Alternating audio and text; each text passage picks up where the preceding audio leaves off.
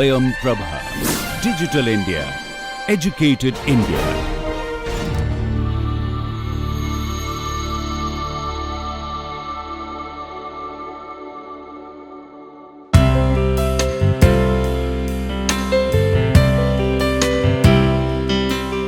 Welcome students to the online NPTEL course Visual Communication Design for Digital Media. So in the previous module we started discussing about typography, and so we are discussing usage of typography in digital media. In the previous module we covered the introduction part of typography. We have gone through the evolution of typography and then morphology, how we understand how we identify a particular typefaces and distinguish a particular typefaces from the other typefaces. So after that we went into the classification of typefaces based on the morphology, how we classify different typefaces.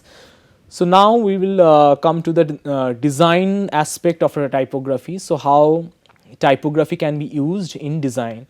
So to do that, first we will discuss the aesthetics and functional attributes of typography, that is the pictorial quality of a of a particular typeface, and the legibility, that is the function. So typeface's function is to communicate, and so it's a mode of it's a very strong mode of visual communication. So when there is a typeface, if we can read it, so it communicates a message. So the juxtaposition of typefaces with the pictures and the other design elements gives us a meaning. So that is the functional aspect of typefaces. So that is the mode through which it communicates is the legibility of typefaces. We have to read the typefaces. The other quality is the pictorial. So each and every typefaces, as we discussed, based on the morphology, has a particular visual style. So each the style of a Helvetica and style of Bodini, which is a serif font, and Helvetica, which is a sans serif font, is very different. Even there are larger variations which we'll discuss in the design part. So that is there, and the next part is the selection of a typeface. So there is a large variety of typefaces available in today by the designers. So we can pick from a large range of typefaces. So which one to pick for a particular design, that we will discuss. And then in some cases for logo design, for brand identity design, we cannot pick up existing typefaces. We have to design our own typefaces in some cases. So how do we design our own typefaces from a particular mood board? So that we will touch upon. And then we will come to the to the functional part of the typefaces, that is achieving hierarchy. As we were discussing in the previous module, that hierarchy is a very important perspective of a important aspect of a visual design. So in visual design there has to be emphasis, there has to be to balance the emphasized area, there has to be some redundant spaces, some typography should just be legible and without any ornate features, and some typography has to be very bold to catch our eyes.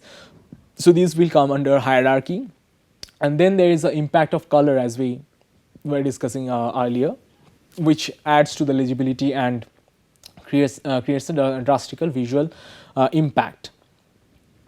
So selection of typefaces for design, that depends on a pictorial quality and legibility of a typeface. So these are two different things. If we increase the pictorial quality, so if we add ornamentations to a particular typeface and add on to the ornamentation, the pictorial quality will increase. So it will go towards this side of the diagram. And if we reduce the pictorial quality, or if we use the ornamentations, and if we change the typography towards the basic, abstract and minimal quality, that then the legibility of the typeface will increase, but pictorial quality will decrease. So based on that, we can have in broader three categories. So one is very graphical typography, another can be the display typography. So the display of a logo, so display of a shop front, or some heading is a display typography. So which catches our eye, which catches the user's eye, and creates a mental model, so which remains in our model, so we remember the typography. So there has to be some pictorial quality by which we will identify the typography. If the typography is very minimal, we might not remember the typography, it will not create an image into our mind. So that is the display typography, which will come somewhere in between. So there is some pictorial quality and some kind of has to be there, it has to be legible, otherwise we cannot read the what is the message. And then there is a typography for the text. So typography for the text is like in a book, the body of the text is a typography of the text. When in a newspaper, the typography used is typography for the text. So we don't pay a larger attention for the typography, what kind of typography they are using. So we just hardly notice that whether it's sans serif or serif, but we don't go into detail because in this context. So the content matters more, and the message what they are giving, the text is giving, that matters more than the aesthetic quality of a typeface selected in case of newspaper or in case of book or pamphlet, which is more informative than its aesthetic need. So these three classifications are not based on the classification which we discussed. The classification what we discussed is based on morphology in the previous module, and that was serif, sans serif, and all these humanist, grotesque, and geometric fonts were based on its morphology. But it's this classification is based on its pictorial quality and legibility.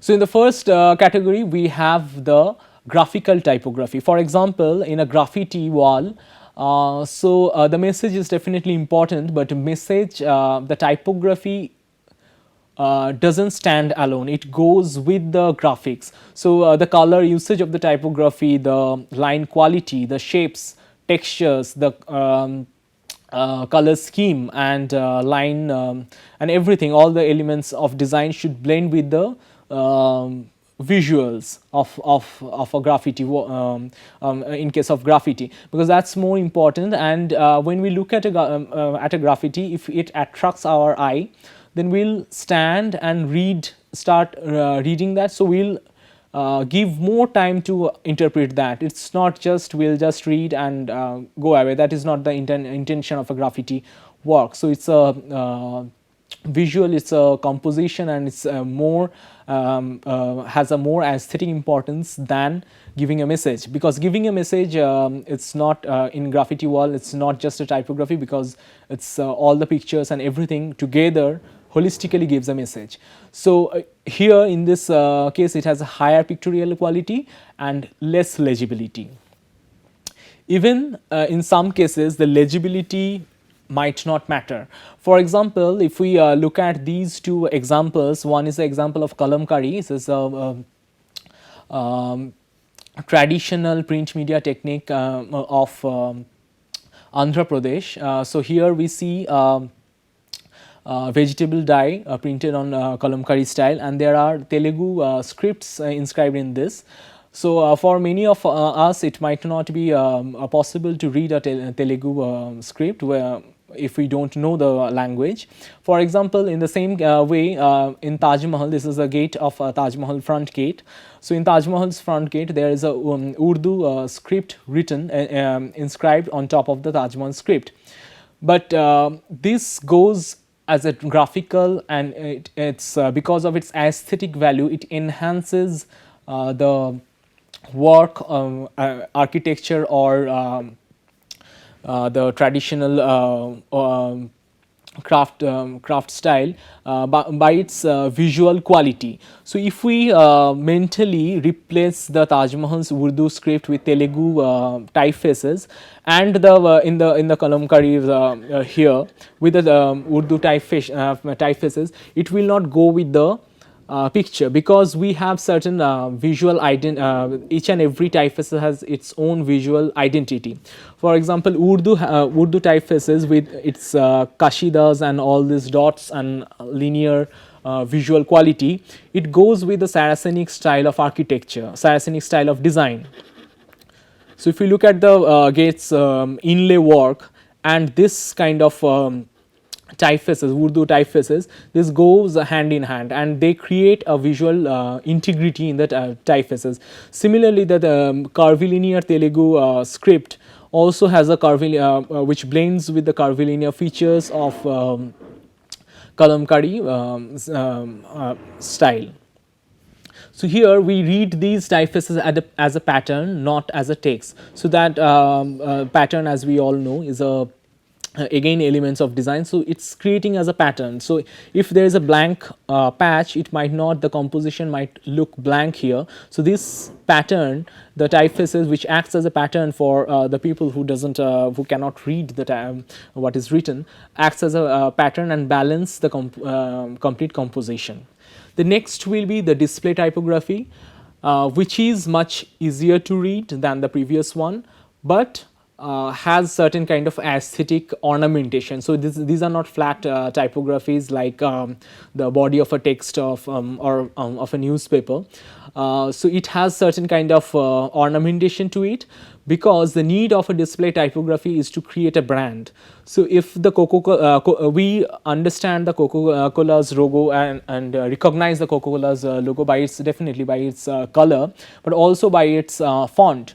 But if we create some font series which resembles Coca-Cola, we can easily identify this is some font which goes with the Coca-Cola brand, because this has created a widely accepted brand, and we understand the curvilinear feature of the Coca-Cola brand, which goes with the fluidity and has the liquidity into the typefaces. Similarly, if we look at the Linkin Park's logo, which is a rock band, has the solid and angular and masculine corner, and which is this is actually a blended and distorted format of a thick, bold Futura font, and some parts are modified visually and modified with changes and made more angular to go with the which goes with the music band's song. Even the Pink Floyd, if we look at this, the fluidity of Pink Floyd, which is their genre of the song, also reflected in the typography. So there is a ornate ornamentation there in the typography, but still it's easy to read, and we can recognize the Pink Floyd's Pink Floyd band by its logo as well.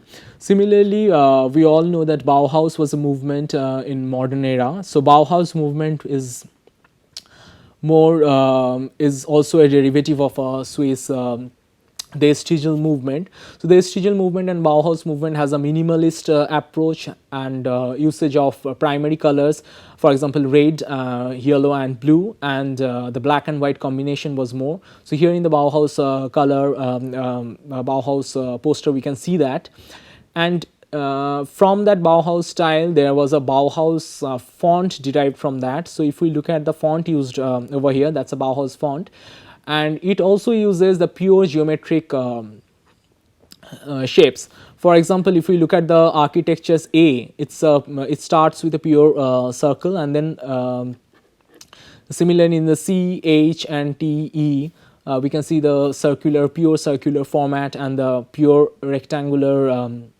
I think, because if we look at this closely, the thickness of each and every typeface is same, so that it also goes with the minimalist Bauhaus approach. Next, for more example, we can have Herb Lubelin's, the famous logo designer's usage of this display typography with little ornamentation, and readability is definitely more here than the previous graffiti works. So here we can see an intelligent way of depicting mother and child. So child is written in a small type fonts, so we need to have some give some effort to read that, but still the complete composition explains the relationship between mother and child to give a shape of a womb and child in a womb. And even in the marriage, the later marriage, the R is blended together and creates a form.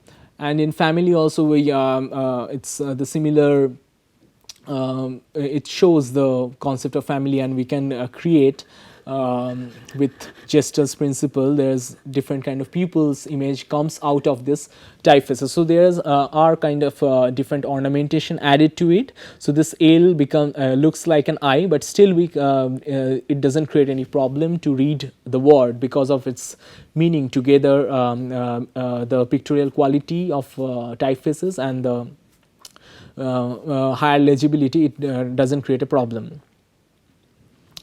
Then we have the simplest form of typography with least ornamentation and least tweaking. So that's the typography for the text, which is used for the regular text, which has least cognitive load on user's mind. Cognitive load on the user's mind has to be minimized so that we can read it fluently and quickly. If there are more ornamentations, people will start recognizing that, and it will take more time, and it will increase the cognitive load in our mind to read that. So that should not happen in cases of typography which is used in book and newspaper. And as I discussed, it's most suitable for body of text. And even in the poster, if there are the poster is heavy on typography, there are a lot of informations on text, we should not use typography with a lot of ornamentation. We should use basic minimal less ornate typography, so that people can devote their time on reading and read quickly and get the information most effectively. Next we come to the design of a typography. So here till now we were discussing how to select a typography. For some cases, for designer, we have to design our own typography for a particular situation. For example, if we are designing for a shop fronts shop's frontage, and we are discussing we are creating a brand identity for a particular brand or particular shop. So we need to design their own typography. So for example, we can take a case of Chinese typefaces. So here there was an example of a Chinese restaurant. So that should give a image of that there is a Chinese cuisines are served over here. So it should have a Chinese theme in the interior, it should have a Chinese look in the outside, and the typography should blend with that. So holistically it should give a theme of Chinese cuisine. So for that, designers can use in many Chinese restaurant. We can see there's a definitely it has to be written in English, otherwise it will not be communicative to the larger English speaking audience, but it should also have a Chinese look. So what we see here is Chinese typefaces, the visual quality, line qualities are translated into the English typeface, and a new kind of English typefaces is derived, which clearly gives a Chinese identity. So how is it happening? So we can have a closer look. So this is the Chinese original Chinese typefaces. Chinese, as we already discussed in the previous module, they used to draw with they used to write with a calligraphic pen on paper, because they have invented paper, as we all know, quite before, probably the first in the world. So on a white paper they used to use the black ink, which they used to ink with a pen which they used to make from a bamboo. So here in the calligraphic pen has a thickness variation. Here in each and every Chinese font is like that. So it has a triangular shape, and it has a linearity, and it crosses. So if we see, each and every fonts doesn't match with each other, either it doesn't join, or either it crosses from each other. So there is no join like this. There's either like overlapping joints, or it doesn't touch. So here the similar thing is achieved over here. So here in the W, if we look, so it passes through each other, and also here the same thing follows. So nothing is properly matched, so that it gives a look of somebody have drawn it with a calligraphic pen. And also here we can see the triangular shape. So here this part is thicker and it gradually becomes thin. to mimic the brush stroke which Chinese used to use.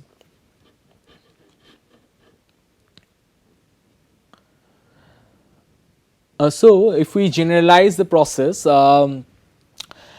so the first process is the adopting a mood board. So what we will put in our mood board, that matters. So that from that our visual identity will be generated. So here in this case, the Chinese typefaces, the visual quality of a Chinese typefaces was the mood board to create a Chinese font and give a and which will go with the Chinese restaurant and the interior design and the exterior lighting and everything of the restaurant.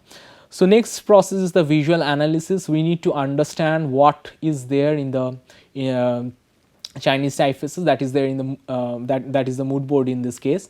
So the visual analysis will be identifying the element of design, like we discussed. The designer here must have identified the characteristics of the font with its triangular characteristics and the overlapping features. So that is the visual analysis, and the line quality, the shapes used for particular designing a particular font. Then the visual adaptation. Now we have to change the Chinese font into English font, because we are not finally designing a Chinese font, it has to be in English.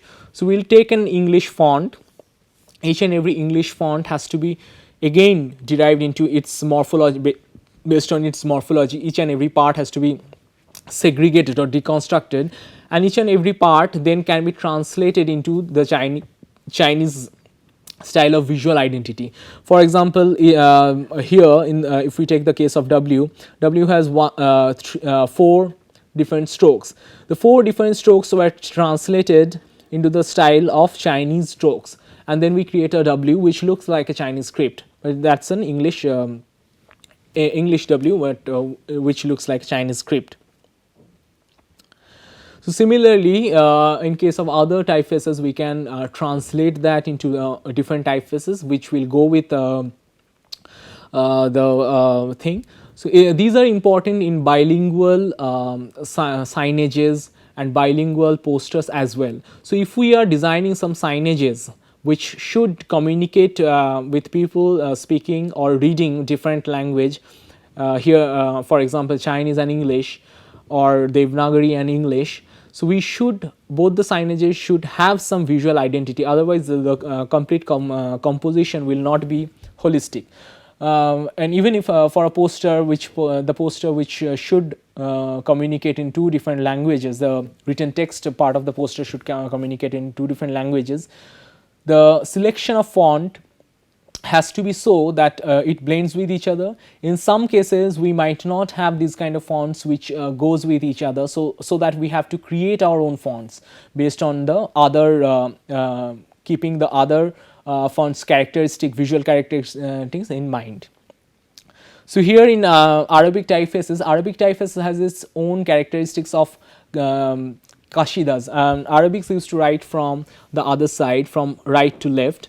So they used to join each and every words with a elongated Kashidas. These parts of the letters are called Kashidas, and they have a lot of dots on top of the main body of the text. So these are translated into the English font. So English fonts A, the joining of 2 stem of the A is dot, which is similar to the Arabic dot, which has this squarish form of the dot, because again of their usage of the calligraphic pen. When they use a calligraphic pen with a on a paper, so the dot might appear like a because of the thickness of the pen, it might appear squarish.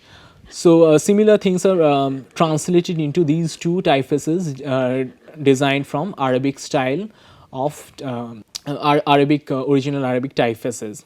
Similarly, in from Devanagari, this font which we are seeing here is Samarkand. Samarkand is designed from a Devanagari visual identity. This is a digital typeface which is available online, and there is a project called Hinglish project, which is done to communicate in a with users speaking 2 different of 2 different target users speaking 2 different language, for English people who can only read English, and people who can only read Devanagari. Their target audience mainly was the people who are the tourists, so they only can read English and try to learn Devanagari, so they can relate the English counterpart of the Devanagari script. So for example, we can see here A is A in Devanagari, so A and A is superimposed on each other. So this is the English project designed from a similar aspect. So again, from typography, we can diversify, we can shift the paradigm and create product, create posters, and have a meaningful communication through usage of typography. For example, we have this lights coming out from a candle stand, where we have a Saracenic, Urdu or Arabic script with a lot of kashidas, and that kind of visual style is there. And the Arabic fonts are translated into different forms of visual identity. Here again, the pictorial quality has more emphasis on the readability. Definitely, readability is not compromised. Here again, the Devanagari Om is translated into Ganapati's painting. Now we will come to the functional part of the typography. Now, previously we were discussing the visual attributes of typography. The functional part of the typography is meaning, conveying meaning. Typography will convey those messages, and in these messages, for a visual designer, it's important to understand, important to create a hierarchy of these messages. For example, in a newspaper, the newspaper headings will have the highest hierarchy of message, then the body of the text, and even in the newspaper's heading, there will be more important news and then the less important news. So each and every heading can also will also be of different hierarchy. Even similarly in a poster, so posters theme might be more posters. For example, for a movie poster, the movie's name can be the most of more hierarchical stage, and then the other informations, venues and other things can be of less hierarchy of importance, and the other detailing of detailed informations can be of less hierarchy of importance. So the people, for the user who are in hurry, who can devote less amount of time looking at the visual, will only read, only concentrate on the highest hierarchy of information. And for the people who can devote more time and gradually will attracted towards the visual, can gradually go into the highest hierarchy towards the least hierarchy of the message. It will not be the other way around. So first it should not be the least hierarchy of message, then the highest hierarchy of the message. If that happens, then that's a visual design fault. So in that achieving hierarchy, a typographic hierarchy expresses an organizational system or content, emphasizing some data and diminishing the other. So each level of hierarchy should be signaled by one or more cues. So the cues can be like line spacing, it can be the spatial arrangement, it can be the size of the of the font, it can be the style of the font, it can be the color. More contrasting color can have a highest hierarchy. Less contrasting color can have a lesser amount and diminished amount of hierarchy. So there can be a permutation, even there can be a permutation combination of all these visual cues. So here there are some examples of creating a different kind of hierarchy. There can be many more. So one is creating italics. If all these typefaces are in Roman and some part is in italics, so italics definitely, because of its anomaly, it will go towards the higher level of hierarchy. Even for bold typefaces, because of its visual impact, it again goes into the higher hierarchy. Even in the body of the text, some part, the most important parts can be either bold or can be italics, and which then the people it will come to the user's eye faster than the other words. Even we can change the color, which again be based on the principle of anomaly.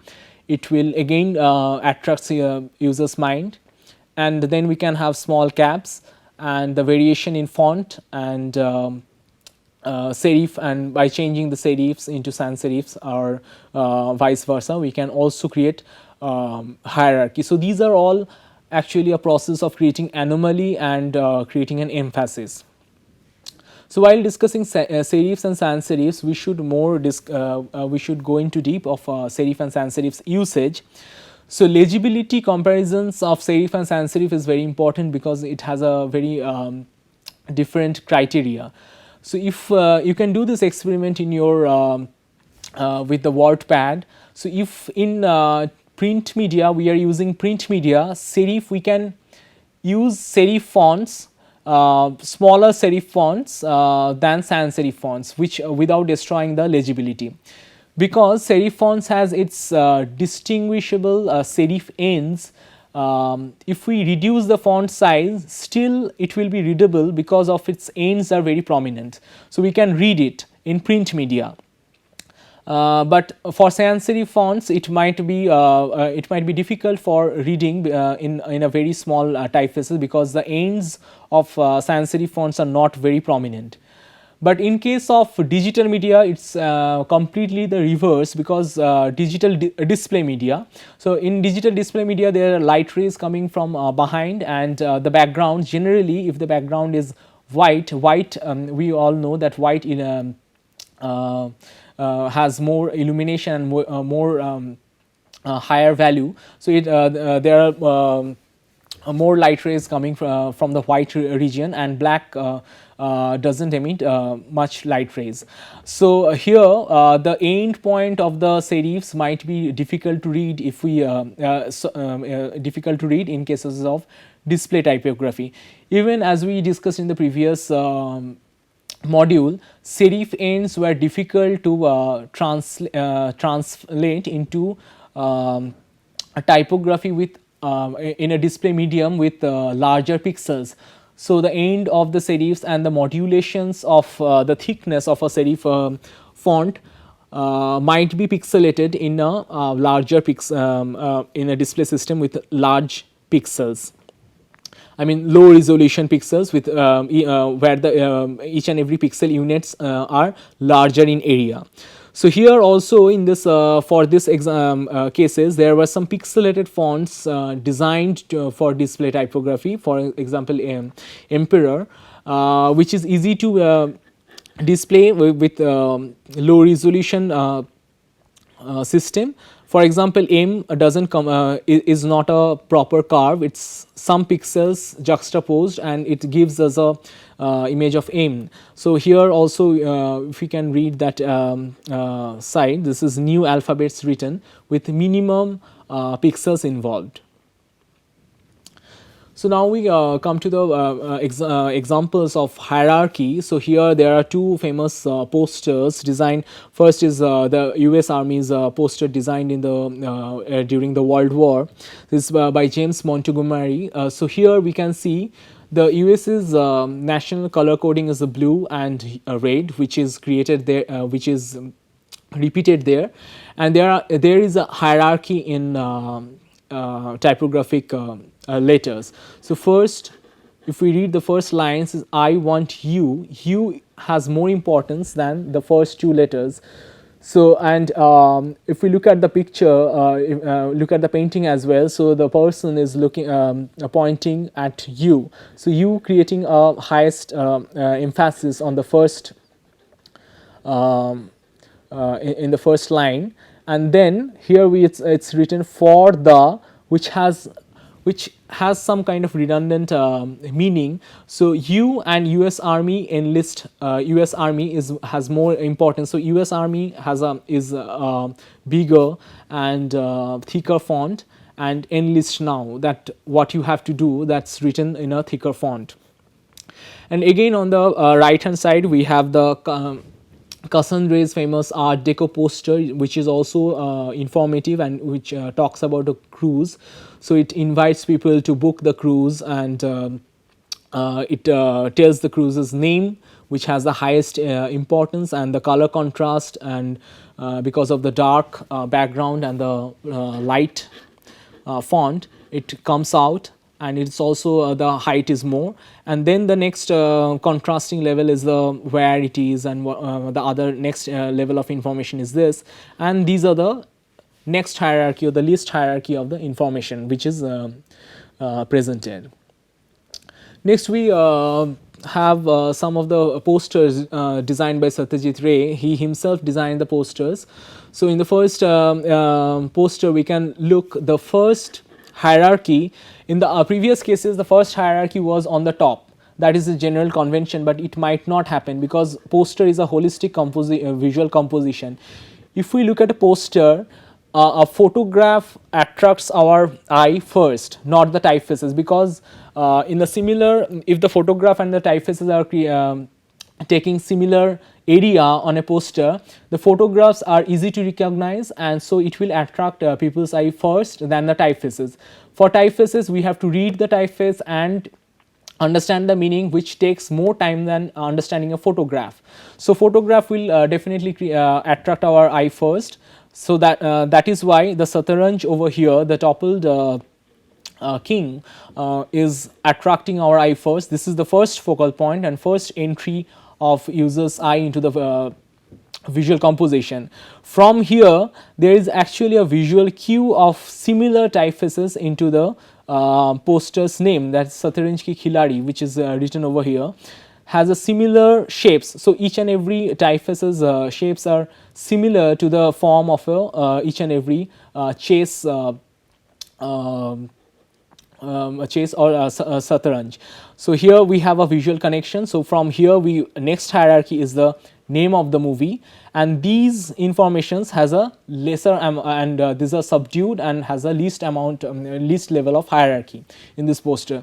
Similarly in this poster, the movie's name has the first hierarchy, and also you can see it's his own designed typefaces, Bengali typefaces. Here this has a similar visual identity, visual line quality and shapes matches with the ghost photograph, the funny ghost painting which he have done, has a similar color, similar angularity in the typefaces, and the next level of informations are on top and the bottom of the typefaces. And also it creates a balance in the typefaces. So here in the first most hierarchy level is in the middle, and then it decreases on the top and bottom. And here also because of the color contrast, and it also has a 3D effect, and though it is flat, but it also has a 3D effect because of its one-sided color stroke. It creates a contrast because that's most of the pictures are red. The poster is red, and this part is blue and yellow, which is two other primary colors. So because of its color contrast, it's having a higher hierarchy. Also it's bolder on size, and color is adding towards its hierarchical level. And similar thing we can look at into the newspaper. As we were discussing, different newspapers heading can also have a different impact. So for a first example, this is a normal everyday's New York Times. So in most of the newspapers heading is the most important thing, because that is the brand identity of the newspaper, and each and every newspaper we can distinguish by its name. So it should have the most hierarchy in the first place. So it is there in the daily newspaper, in New York Times newspaper, then the and which is definitely more ornate, you can see, and which is by this time you know this is the old style, and it also resembles that Gutenberg's Bibles, which derived from directly calligraphic Gothic style of handwriting. So that is there, and the next hierarchy is the headline and the body of the text. The first line is again highlighted because it's bold and longer, and then the body of the text is has the least hierarchy in these cases.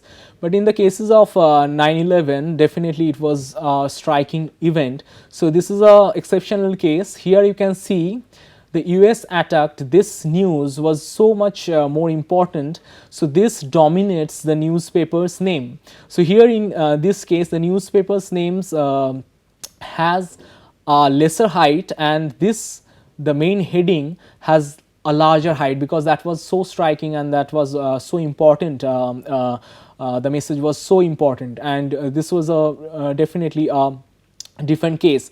And in a general scenario, you will not see there's a blank void space on both of the sides left, in front of a on the both the sides of a type headline, because newspaper, for each and every area, newspaper can generate money, and they can even they sell these areas for advertisement. So leaving a space is actually not economic. But as we all know that leaving a blank space augments the hierarchy of a particular message. So if there is a negative white space around a informative area, so it enhances the legibility and attracts users mind. So that principle is also used, and here we can see all centrally aligned headlines. So generally that also doesn't happen, it's right aligned. So centrally aligned also creates an anomaly, and we try to read that first. And the next is the color contrast. So how we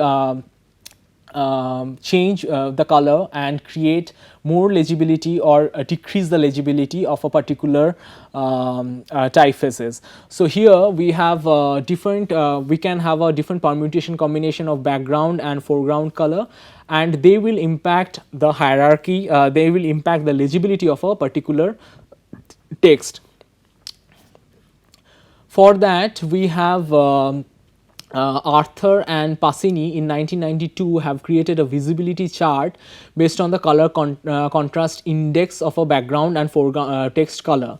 So he had have given a mathematical formula. We'll discuss the formula, but before that we can see which has the highest color contrast. So yellow on black has the highest color contrast, and these gradually comes to the least color contrast. But all of these has a most legible color contrast. There are other color contrast color schemes like green and red has less visibility, and other examples like gray and black might also have a least visibility. So for this we can from this diagram we can see that we also have seen that airports text and informations are generally written on black letters on yellow. So they use yellow black combination because it has the highest legibility of if we consider the color combination. So the Arthur Passini's formula of creating to identify the color contrast mathematically is like this.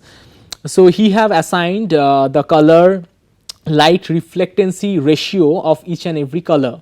So for example, red has 13, yellow has 71, and blue he have assigned 15 in terms of light reflectancy. So also we can see the more the value of the color is, that is the lighter the color is, its light reflectancy will be more. So white has 85, which has the highest, and black has 8, which is the lowest.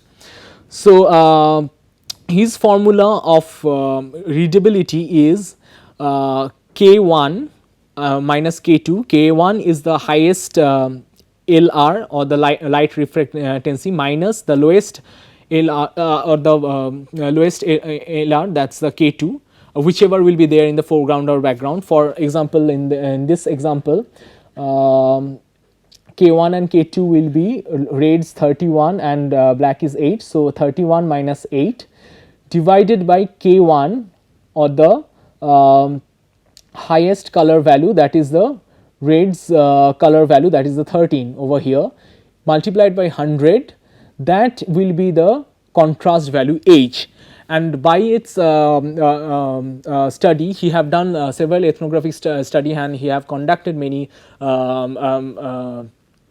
questionnaires with users, and you have surveyed many people, and he identified that if the value of h is less than 70, it's very difficult for users to read. It should be at least 70 or more than that for its legibility. More the value of contrast value or h is, the more legibility the color combination, the background and the text color combination will be. So this is it for the typography segment, and thank you.